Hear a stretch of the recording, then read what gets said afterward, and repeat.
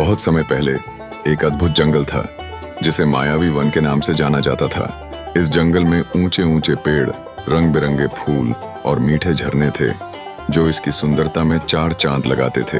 लेकिन इस जंगल के बीच में एक रहस्यमय पुराना पेड़ था जिसके बारे में सभी जानवरों के बीच चर्चा होती थी। सबका मानना था कि इस पेड़ में कोई छिपा हुआ रहस्य है जो उसे अन्य पेड़ों से अलग बनाता है।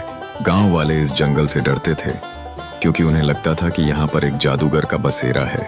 लेकिन सच तो यह था कि जंगल में सभी जानवर शांति से जीवन यापन कर रहे थे। इस पेड़ के चारों ओर का वातावरण एक तरह से रहस्य में लिपटा हुआ था।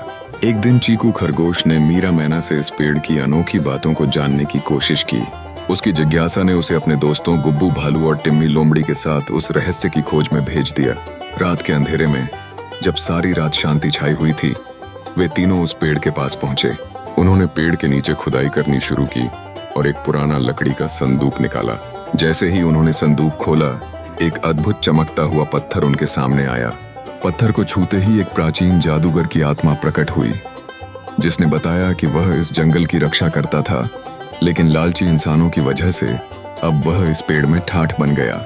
इस रहस्य का पता चलते ही टिम्मी लोमड़ी लालच में पड़ गई और उसने सोचा कि क्या इस पत्थर से वे अमीर हो सकते हैं।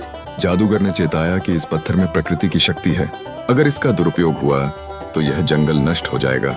गुब्बू और चीकू ने मिलकर ठान लिया कि वे इस जंगल की रक्षा करेंगे, लेकिन टिम्मी ने पत्थर चुराने की प्रयास किया जिसके परिणाम स्वरूप पेड़ की जड़ें उसे रोकने लगीं।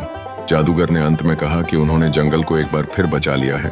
तीनों दोस्तों ने उस संदूक को फिर से भूमि में दबाने का निर्णय लिया और कभी भी लालच को अपने ऊपर हावी नहीं होने देने का वादा किया। इस प्रकार मायावी वन एक बार फिर से सुंदर और शांत हो गया। जानवरों ने मिलकर जंगल की रक्षा के लिए एक दल भी बनाया जो हर खतरे से इस जादुई जंगल की सुरक्षा करेगा।